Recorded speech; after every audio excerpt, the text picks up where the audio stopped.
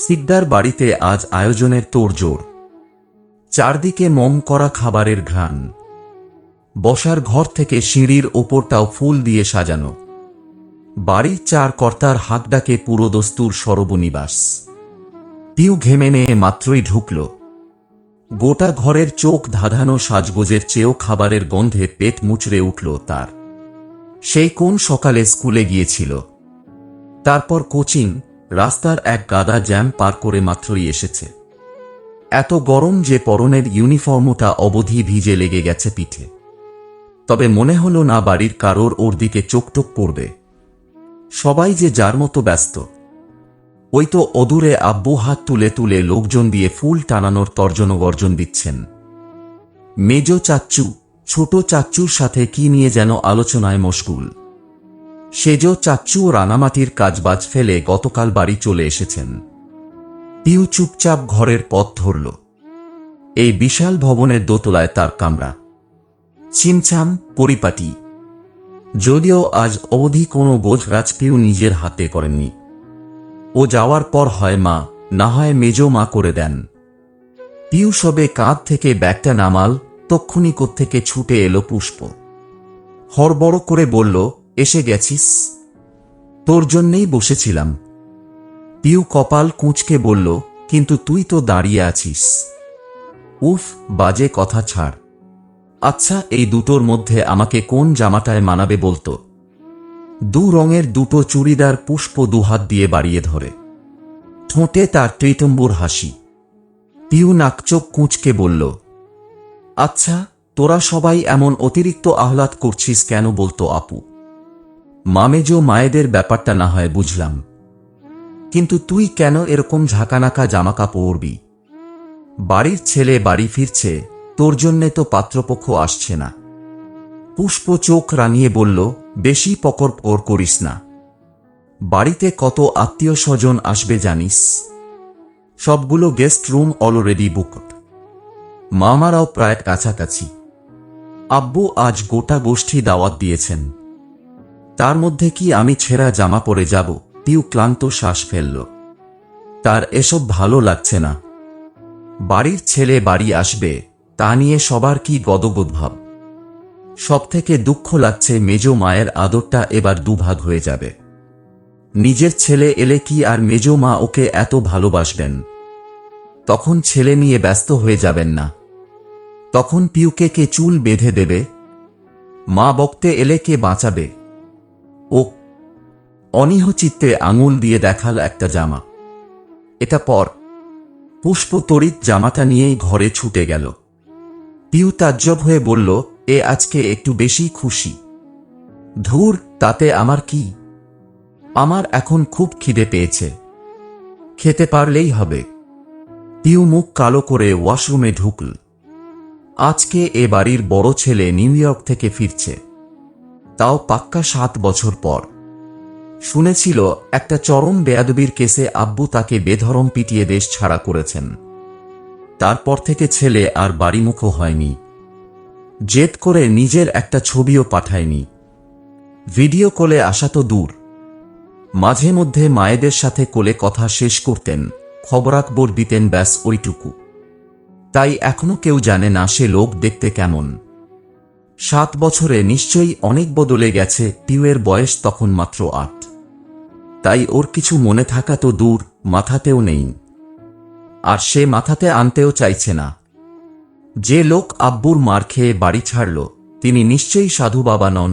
পিউ সকালে শাওয়ার নিয়েই স্কুলে গিয়েছিল, তাই কোনোরকম হাত মুখ ধুয়ে জামা পাল্টে নিচে নেমেছে। সামনে তার এসএসসি পরীক্ষা, সেজন্য এখন পড়াশোনার প্রচুর চাপ। বাড়ির এই আড়ম্বরপূর্ণ ব্যাপার স্যাপারেও ক্লাস মিস দিতে পারেনি। সিঁড়ি বেয়ে নামতে নামতে দেখল বাড়ির 3 গিন্নিরা সমানে ছোটাছুটি করছেন। ছোট চাচা আনিস এখনো বিয়ে করেননি। সদ্য এসে বসা অতিথিদের আপ্যায়নে তটস্থ সবাই, এমনকি পুষ্প বিশ্রাম নিতে পারছে না। পিউ গলা তুলে আবার আশেপাশে তাকাল। সাদিফ, রাদিফ আর সেজ চাচ্চুকে দেখা যাচ্ছে না। ও নেমে দাঁড়াল এক কোণে। তখন সামনে দিয়ে হন্তদন্ত পায়ে রান্নাঘরে যাচ্ছিলেন মিনা। ওকে দেখেই বললেন, ওমা, তুই কখন এলি? আমি তো। ভদ্রমহিলা কথা টেনে নিলেন। পাল্টা প্রশ্ন করলেন, কিছু খেয়েছিস? পিউ ফের কথা হাঁ করতে গেলে এবারেও কথা টেনে নিলেন তিনি। আরে কি, তুই এমন একটা ম্যারমারে জামা পরেছিস কেন? কত লোক বাড়িতে। যা যা গিয়ে পাল্টে আয়। আমি যাই, অনেক কাজ। ধূসর এয়ারপোর্টে নেমেছে। বলতে বলতে চলে আসবে। খাবারের ব্যবস্থা করতে হবে না। নিজের মতো হড়বড়িয়ে বলে চলে গেলেন মিনা। পিউ ঠোঁট ফোলায়। ওর কথা যদি নাই শুনবে জিজ্ঞেস করল কেন? হু আসতে না আসতেই সারাদিন শুধু ধূসর ধূসর আর ধূসর। তক্ষুনি হইচই শুরু হল। বাড়ির মূল ফটক পেরিয়ে একটা সাদা গাড়ি ঢুকছে। কেউ একজন চেঁচাল, চলে এসেছে, চলে এসেছে। ধূসর চলে এসেছে। পুষ্প সবার হাতে হাতে শরবতের গ্লাস দিচ্ছিল। ঘোষণা শুনেই সোজা হলো তড়িৎ। ট্রে নামিয়ে রেখেই উদ্বেগী পায়ে ছুটে এলো গেইটে। যেতে যেতে চেঁচাল, মা, মেজো মা, সবাই এসো। ভাইয়া এসে গেছে। বাড়ির বড় কর্তা আমজাদ শিকদার ফোনে কথা বলছিলেন।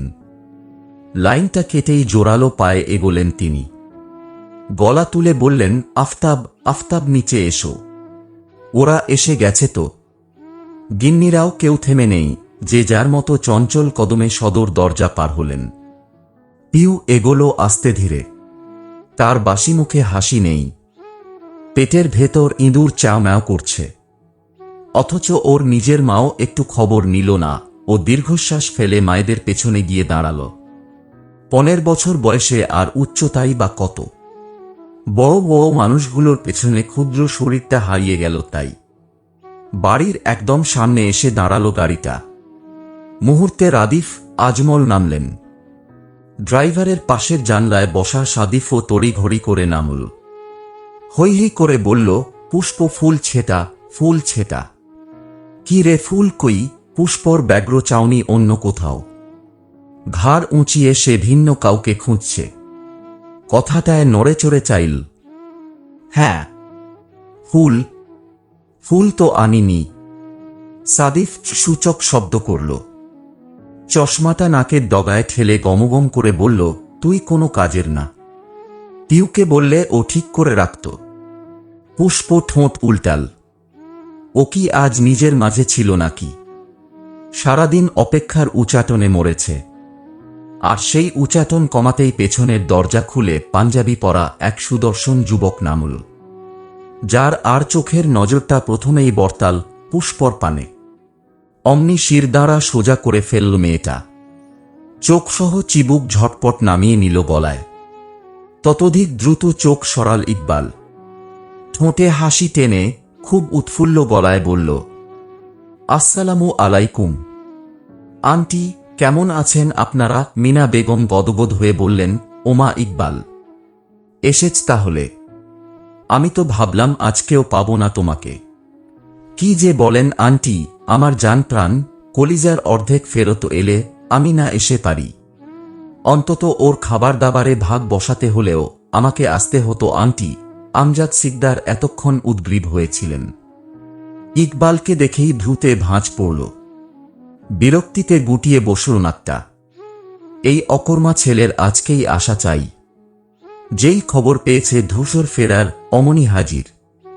আবার রিসিভ করতে এয়ারপোর্টেও গেছিল। ইকবাল তাকাল তখনই। ভদ্রলোকের তপ্ত চোখে যেন ঝলসে গেল ছেলেটা। মিনমিনে গলায় বলল, আসসালামু আলাইকুম আঙ্কেল। ভালো আছেন? আমজাদ গলা ঝাড়লেন। থমথম করে বললেন, আছি। তুমি? ইকবাল ফোঁস করে শ্বাস ফেলল। মনে মনে বলল, আপনার মেয়ে স্বপ্নে এসে যা জ্বালিয়ে মারছে। আর ভালো থাকা, কিন্তু মুখে হাসল সে। মাথা নেড়ে বলল, ভালো। রুবায়দা আকুল হয়ে বললেন, কই আমার ছেলে কই? ভাবির অস্থিরতায় আজমল হাসলেন। পিছু ফিরে দরজা খুলে বললেন, কি রে আয়। 2 সেকেন্ড পর এক জোড়া চকচকে জুতো পরা পা মাটিতে এসে দাঁড়াল। বেরিয়ে এলো একটা লম্বা চোরা শ্যামলা দেহ। রুবায়দা অমনি ছুটে গেলেন। দুহাতে জড়িয়ে ধরে কেঁদে উঠলেন হাউমাউ করে। হাহাকার করে ডাকলেন, ধূসর, আমার ধূসর। এতক্ষণের নীরস পিউ একটু উৎসুক হলো এবার। ওপাশে কি হচ্ছে দেখবে না?